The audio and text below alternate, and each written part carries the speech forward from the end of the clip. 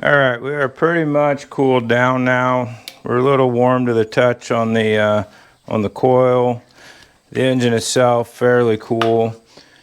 We're going to fire it back up and see if even with those little changes we made, if it goes back into the same condition.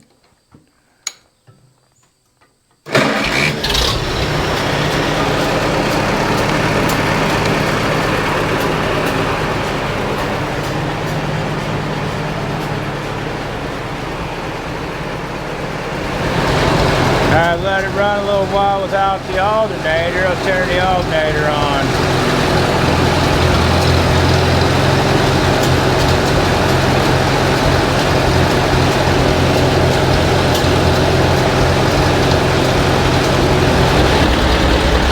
Yeah, I'm over here wondering if the problem isn't electrical at all, but in the carburetor.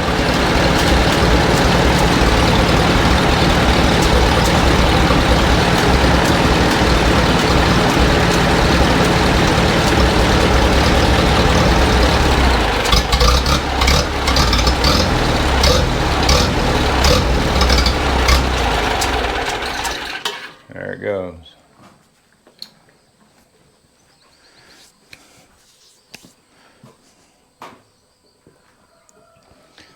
So yeah, tightening the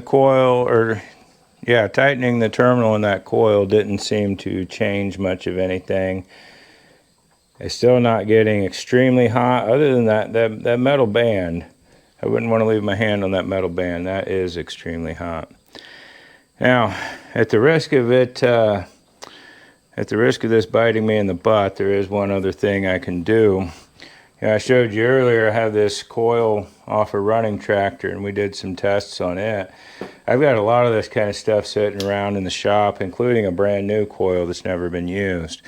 So like I said, at the risk of this biting me in the butt, we might as well let's take this coil off, put this coil on, see if we had just thrown a new coil on it in the first place, if that might have solved our problem. But I don't think it will. If we get this changed out fast enough, with everything else still hot, we should be able to know very quickly, at least within a few minutes, if this is going to change anything.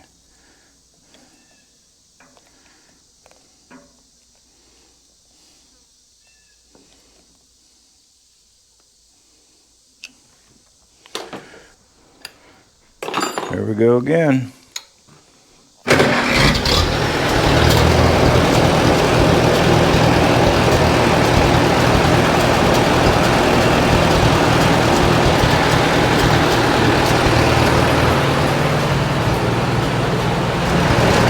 Coil's warming up. Isn't sounding any different than it has the rest of the day.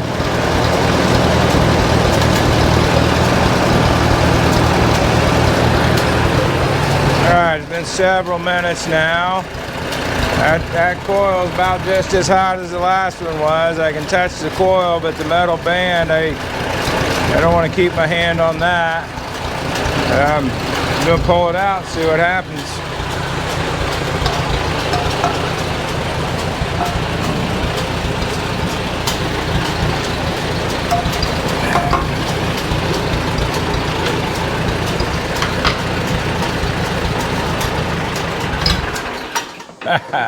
as soon as I go to pull it out.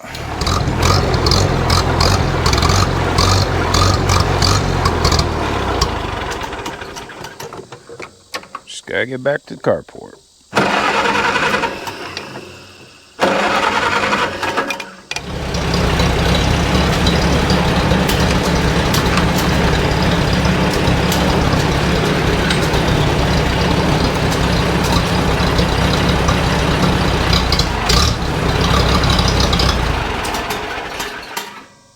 Yeah, no change. Just tried to give it just a little fuel and it died that time. Okay. So yeah, that coil does feel a little hotter than the other one got earlier, but maybe a difference in resistance between the two. Otherwise, putting a new coil on here throwing parts at it. There's no change. What I assumed was an ignition problem may turn out to be a carburetor problem. And I say that just because we've been through everything today. We've tested everything in the ignition system, from the voltage coming in the wire, both while it's hot and cold, to the resistance in the coil, both while it's hot and cold, to whether or not we were, you know, shorting out to our distributor plate, both when it was hot and when it was cold, to looking at our spark, both when hot and cold. Our ignition system's fine. No, our coil works just fine. Separate coils do the same thing. Our points are adjusted just fine. Like I said, the only other possibility is that we've got a bad condenser, and I don't think I've got one on the shelf in there, but I am going to take this to the show. I'm going to trailer it in. I'll be able to pull onto the trailer and off to the trailer just fine, but I'm not going to be able to take it on any of the road drives this year, unfortunately. So in the saga that is trying to figure out what's wrong with my tractor, I think I've said a couple times, maybe it didn't get on video every time, but I've said a couple times that we've got a multifaceted problem here. Big thing was electrical, and in the last video, going through the electric system, we tested everything except the condenser, didn't have a way to test it. I bought a new condenser, got it shipped in, and we put it in here at the show. You can check out how that went here. Haven't seen a whole lot of activity around since I've been back here at the fairgrounds. I think I'm going to do a little bit of work on my A. In an unpublished video, trying to chase whatever problem is keeping this A from running, we test everything and we figure out the only thing we're not sure of, and the only thing that it might be, is the condenser. And you might have heard in a conversation between me and David, Uncle David, this morning, it probably is the condenser. I just got a new condenser in. It was too late to put it on before the show, but I think I'm going to put it on right here, and we may play around, see what we can come up with. So I'm going to go ahead, switch is off, and pull my distributor cap. Let's pull the coil wire, get all this out of the way. Pull the rotor and the dust cover. And I'll see if I can get the camera up in this for you guys. Okay, if you're not familiar inside a distributor, this right here, this is your points. This piece over here, this like metal cylinder right here, this is the condenser.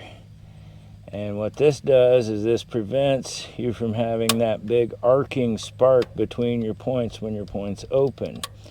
If this goes bad, if it shorts out, well then sometimes you're not getting a spark at all to your engine. There's no great way to test a condenser without a condenser tester, and those are expensive. You find people who will put a multimeter on this. You can test it to see if it's charging. You can test it to see if it's discharging.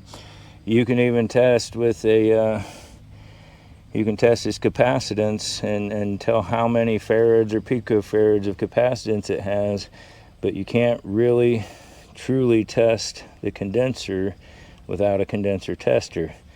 I just noticed that one's loose in there.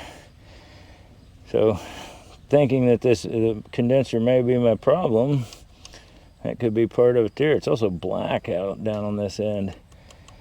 I wonder if I've blown out that condenser. Not a problem, we've got a new one. So, big thing is going to be getting it out of here without pulling the distributor. Which, I mean, if I gotta pull the distributor, I will. But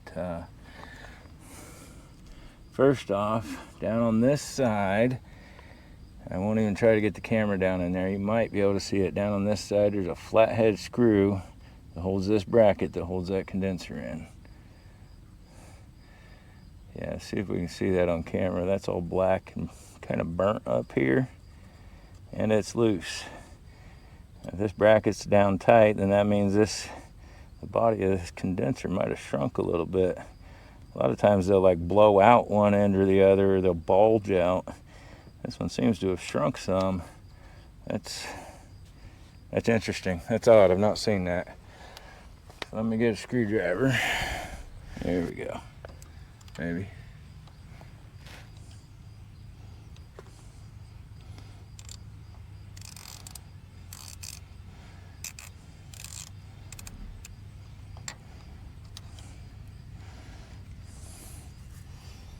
I can do the rest of that by hand now. Try not to lose that screw because I'm pretty sure the kit doesn't have a screw with it.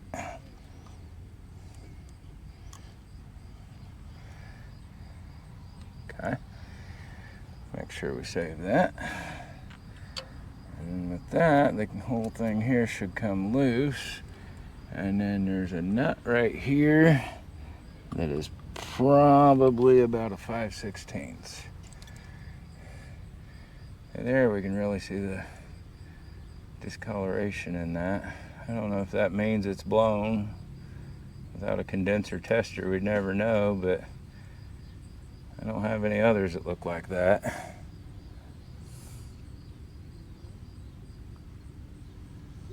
Okay, but we have a nut here.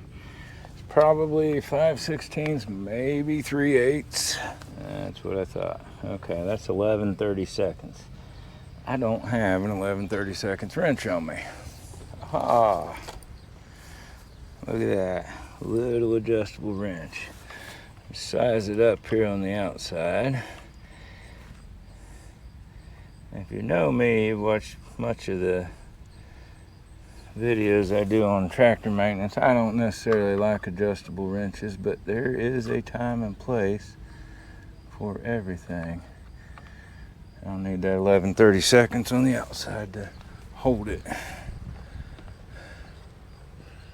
There we go.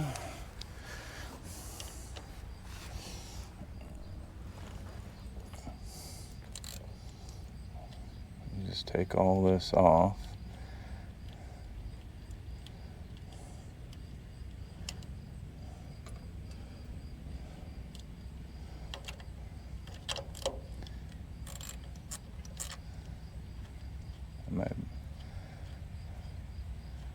That's what we needed.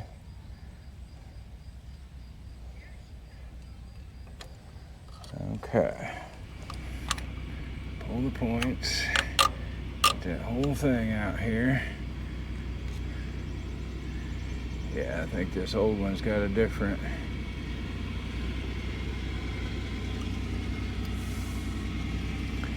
hold this side with this adjustable wrench.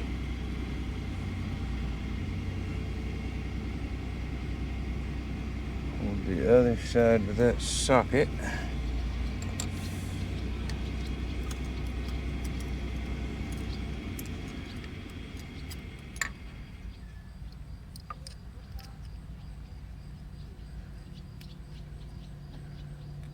Oh my.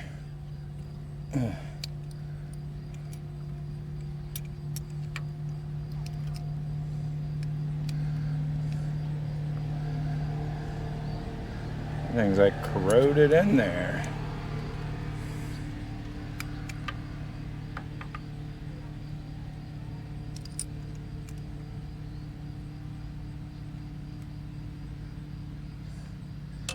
Alright, I'm going to set these points off to the side. I'm going to see if this new kit came with a new crush washer or anything in here.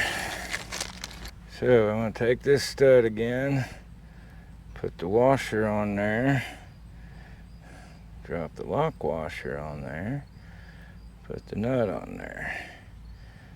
Then on this side of the washer goes the condenser. On this side of the washer goes the points.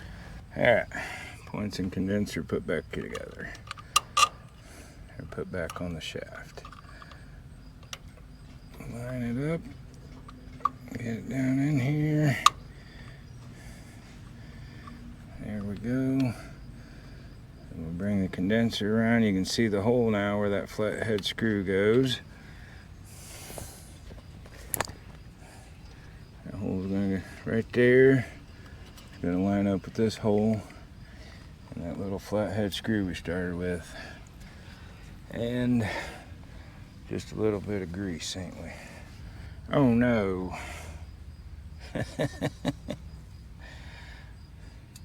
Pause on that for a second. I didn't put this separator in the stud.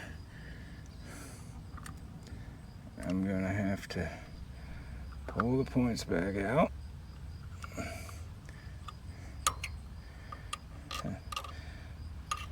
That little insulator is part of what makes it so difficult to get up in there. Get it in line.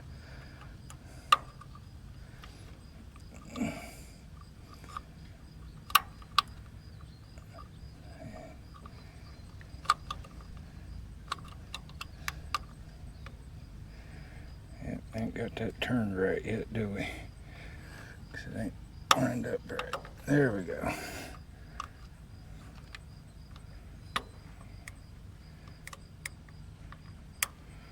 I think we're in right here.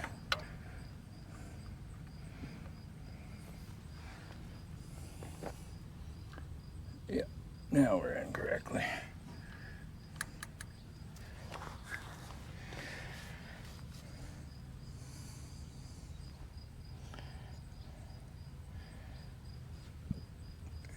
And now we attempt to reinstall the condenser. Just gotta make sure them holes is lined up. That's not gonna be easy to do with this. Drop this in the ground, it might not ever be found.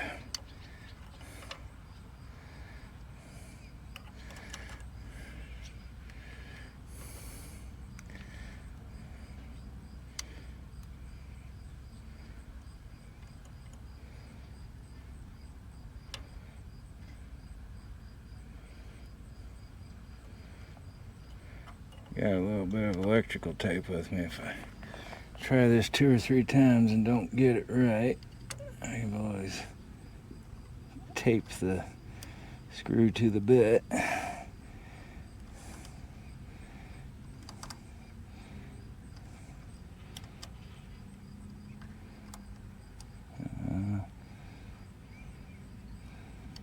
Yeah. Alright, now we're there. Now we're in it. Alright.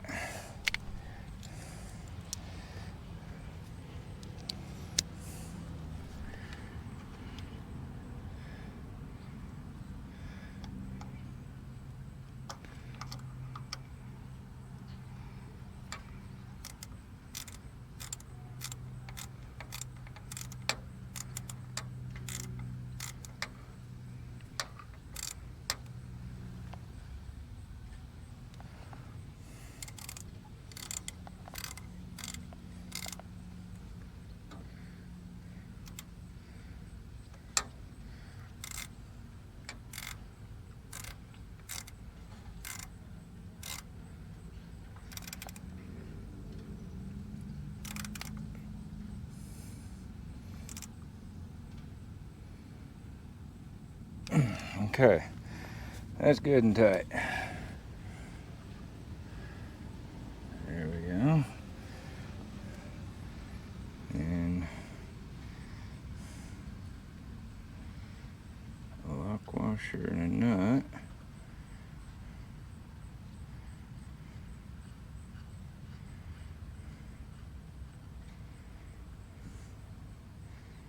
I think this is the way it was. No. It was the other way. The lock washer and nut went on my ground wire, didn't it?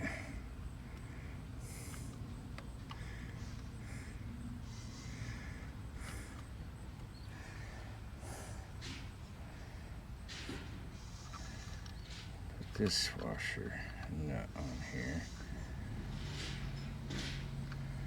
I prefer a cleaner side. Yep, I'll use that side for actually contacting with my ground wire.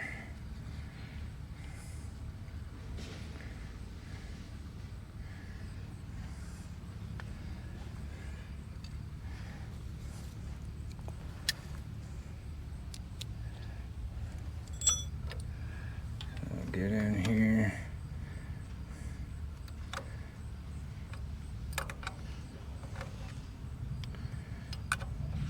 sure I'm the right size.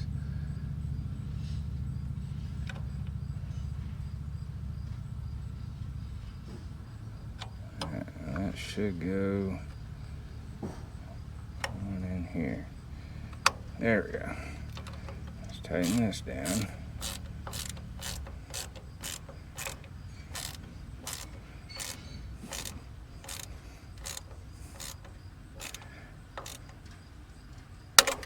Oh no.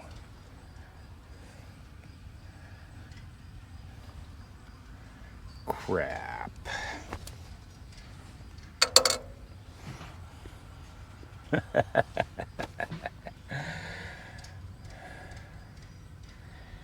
Well,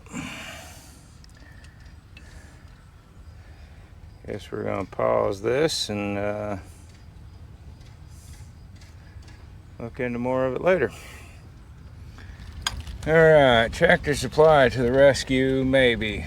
I didn't even know Portland had a Tractor Supply. I guess they just got it about a year ago. But found these machine screws, same size, same length. Should work to replace that stud that just snapped on me.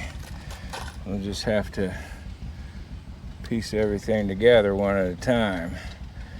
So I need to take my points out here. I need my points in like this, and then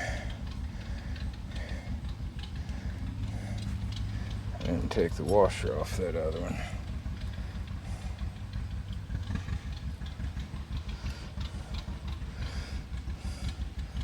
Let's see, on the other one there was a lock washer. Probably don't need that lock washer because there was a nut instead of a head. We had our points on like this, and then a brass washer, and then our condenser.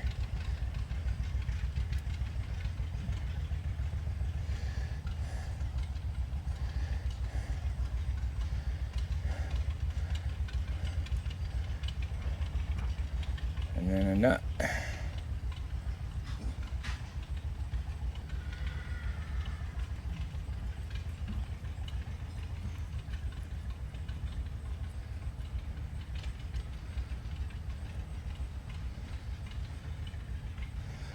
Now that's a Phillips head, so I need a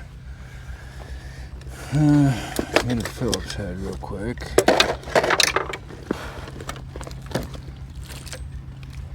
There we go.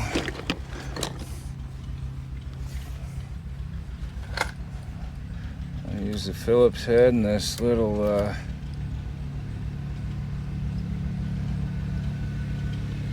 see.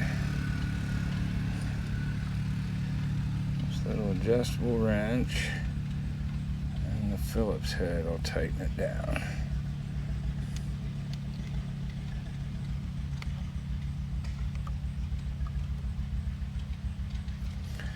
Okay.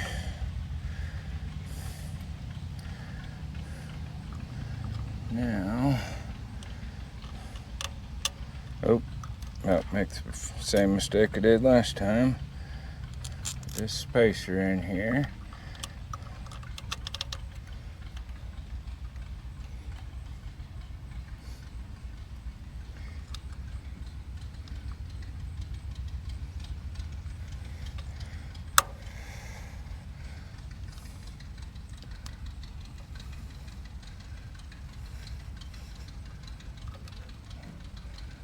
Get my points back in here.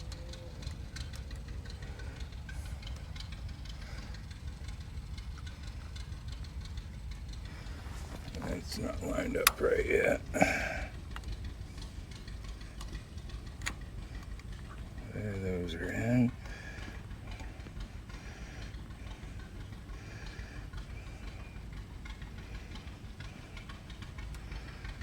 Now here's the thing, I don't know if I'll be able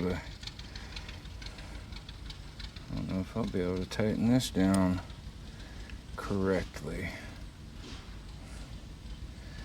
Guess there's only one way to find out, ain't there?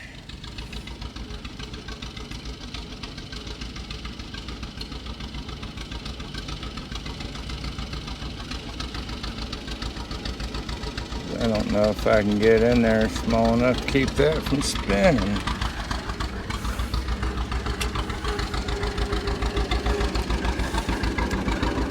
Since it doesn't have the head on it like that, like the original one did.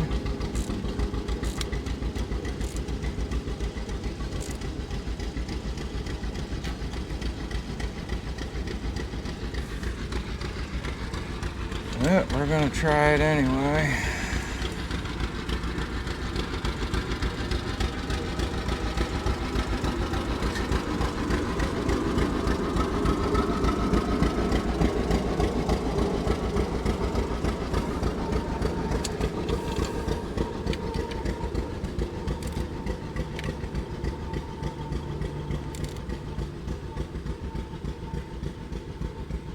That's good and tight. That's good and tight. Since we never moved our bottom point, we shouldn't have to recheck our points gap. Let me back this camera up some, get it out of here. You know, with that old stud being so brittle and that condenser being all black and somehow, some way had shrunk or had expanded the bracket that it was in, and then the bracket didn't shrink back with it. However that happened and whatever happened there, that really could explain some of my ignition trouble here.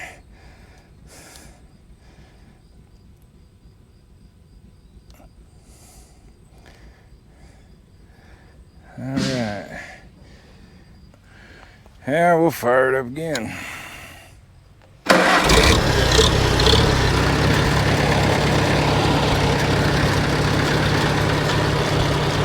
As long as it runs, I'm going to let it run a while. I'm going to clean this gas off my hand. You know, beyond testing everything else and saying, well, if anything, the condenser is bad, I think the most compelling evidence for me now that yes, the condenser was bad is in the way that the engine's running. I didn't notice it so much at the time, but I went and looked back over about 18 months worth of footage with this tractor. Both things I've published in video and things I've not published, and I noticed there was this almost constant but still random misfire to the engine. We'd get this thud, thud, thud, thud, thud, coming out of the muffler when a cylinder wouldn't fire. And now looking back, I see that condenser was probably going bad for a long time, because once we replaced it, we're no longer getting that. And it had been going bad for so long that it became kind of normal for me. I was ignoring the fact that the engine was running that way. But now that we've got that new condenser in there, he's running real good, as you can hear. I don't think I've had a single misfire since I've been standing here. So now we replaced that condenser, and then off camera, because the GoPro Hero 13 cannot handle the heat, and it overheated several times this week, but off camera, after we put that condenser in, this A ran longer and better than it has in months, but then it still died. Still had the same problem. David came up, put his hand on the coil. It was too hot to touch. And that kind of sucks, but that tells us a lot. That coil was hot. That condenser we pulled out had obviously been really hot. Even the mounting stud here that is snapped under very little pressure, that thing has probably been scorching hot. If everything's hot like that, we've got a grounding problem. So being as how I'm a long way from home, I'm still in the field from having the tractor engine show, I'm kind of limited on my tools and supplies, but there's still a couple things I can do to maybe improve that ground connection, and then we can take a real good look at it when we get home. First thing I'm going to do is pull the negative cable where from the battery where it connects to the transmission case, where it gives the ground for the entire tractor. I'm going to pull that off. I'm going to clean up those contacts, not just on the wire, but where it makes contact to the transmission case. And then we come over here, and on the distributor, I'm going to pull off this distributor mount. I'm going to clean up where the metal contacts between these two. Come on this side. We're pretty sure with the distributor the path to ground goes through the flange inside of this case here, and it's just by touch, just by pressure, that's where the path to ground goes through.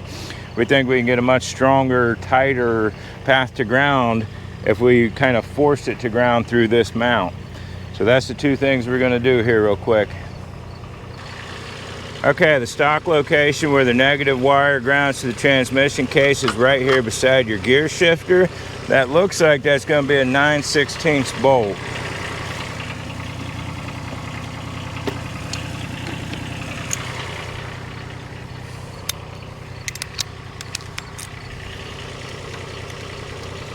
Yep, 9/16.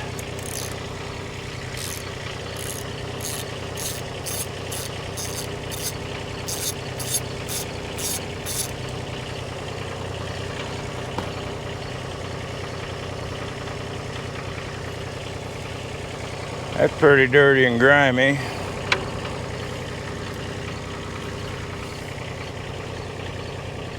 It's not terrible underneath that cable, but yeah, there's a lot of dirt there.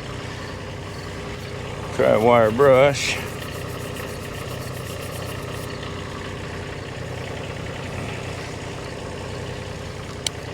A little bit with my scraper here. Say, out here making a field repair, I don't think I'm going to get this perfect, but the idea is we're going to improve it, get it home and fix it. Almost looks like maybe they had the strap on there, they painted it, and then some of the paint pooled down in this and just kind of flowed up under the contact.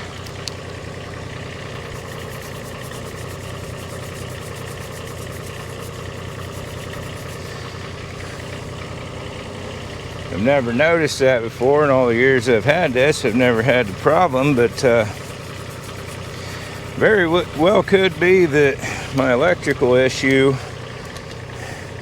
or very well could be that my fuel issue brought the electrical issue to light. And then it's like, hey, we got to pay attention to this. It's just burning stuff up. Alright, that's about as good as this spot's going to get with that little brush right here. You can see kind of the paint flowed down in here and got up under the contact. Now when it comes to the bolt that holds your grounding strap down, you don't want to depend on your ground going through the threads of that bolt and into that transmission case, but at the same time you want it to be able to go through there. So we're going to try to clean this up real good. It's got a lot of dirt in it and a lot of thick oil. If I was at home, I'd take this and spin it on my the wire wheel on my bench grinder.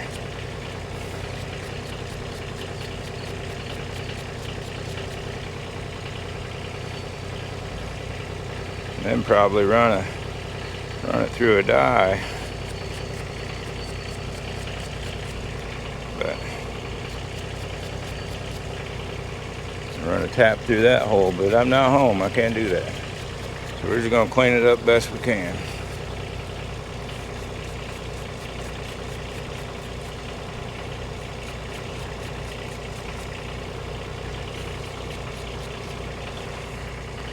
And the battery cable itself, same deal.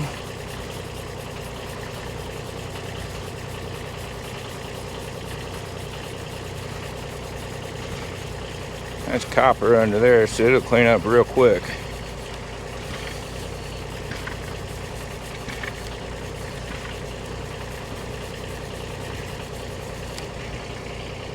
The other side.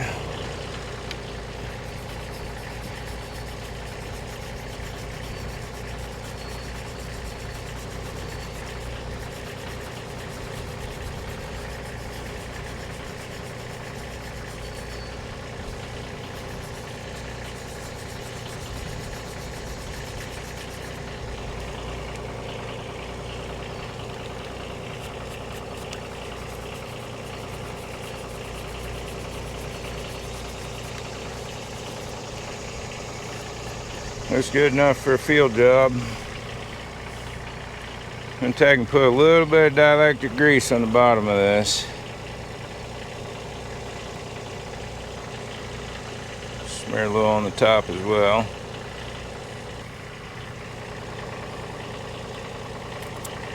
I'm going to put it back together down in here.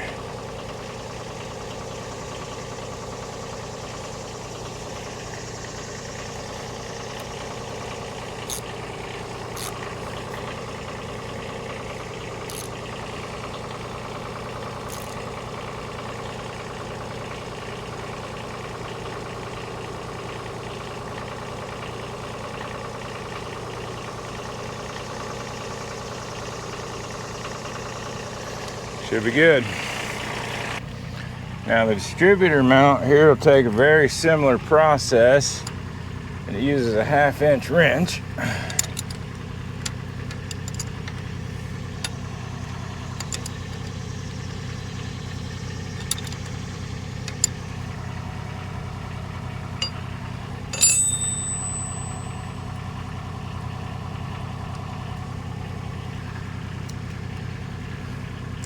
You see the bottom side of the mount is pretty clean. You look up inside of here, there's quite a bit of paint, quite a bit of dirt and grime. I'm going to clean all that out.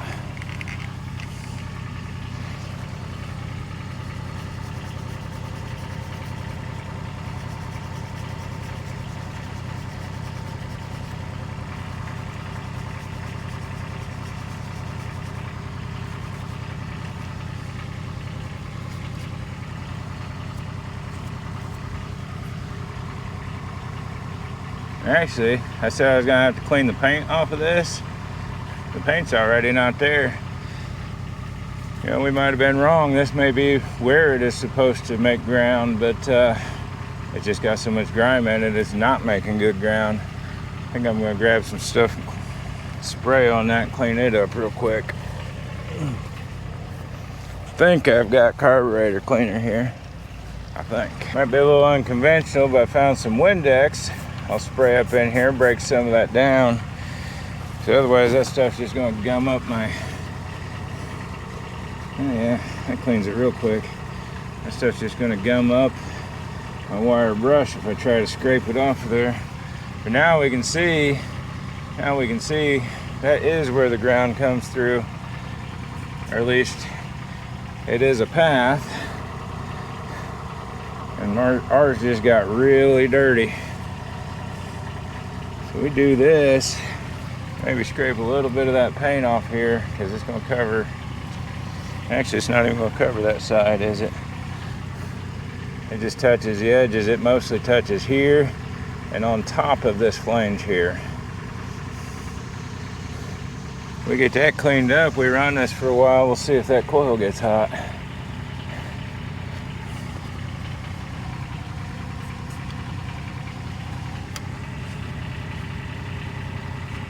And why didn't I think of using Windex as a degreaser before? It like instantly came clean. Do the same thing on this side of the mount. Spray it, wipe it. Probably hit this end with the wire brush a little bit.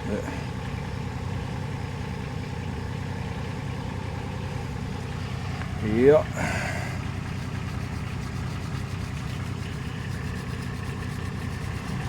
Alright, got the bolt cleaned up. So if we stick this here, we're pretty well covered. There's just a little bit of paint here. But not much. Not there.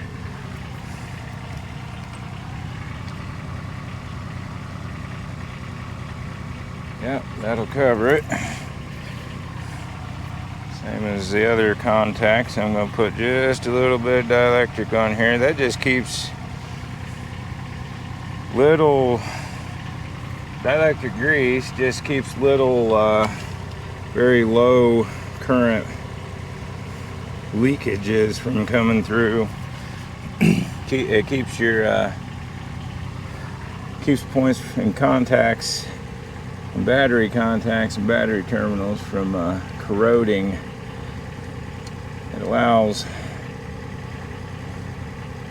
still allows your good current to come through. If y'all watch very many of them, if you watch very many of my videos, you know that I put that dielectric grease on all of my battery contacts. I smother it, and I never have a battery corrode. Except for the weird corrosion that's going on with my battery strap where there's no contacts. I guess still yet to figure that one out.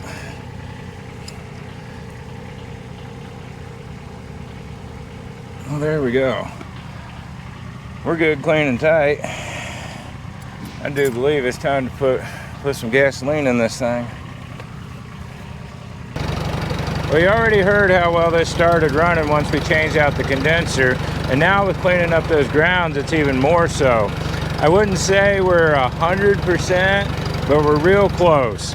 Electronics still get a little hotter than I like them to be, but the tractor doesn't shut down. It doesn't go back to that condition where it'll die and then just won't start again. In fact, I've been able to use it quite a bit, even hours at a time. I just got done running the disc today. There is one more thing I want to try. It'll be beyond this video, but a family member told me and showed me on their tractor that they've started taking the negative battery cable and connecting it to a mounting bolt on the starter. It not only shortens the path of ground, but it takes out a lot of resistance. Copper moves electrons a lot easier, a lot more efficient than the cast iron does. So it takes a lot of resistance and distance out of our path to ground going back to the battery. I've got another project that needs some new battery cables anyway, so I'm just going to make 2 sets while I'm at it. You may soon see this tractor with a new set of battery cables. Otherwise, that's all I've got for you today. I think we did what we set out to do over these last couple of videos. Put a whole lot of time and only very little money into trying to solve a problem that this tractor was having, and we've pretty much done that. Hope I could help you learn something. If I did, or if you just appreciate the video, make sure you give it a thumbs up for me. And if you have any questions, concerns, or even advice for me, don't be afraid to use that comment section below. I love interacting with my viewers. But otherwise, until next time, just keep on nourishing your dreams, cultivating your passions, embracing the beauty of God's creation. I hope you have a wonderful and blessed day, and we'll see you then.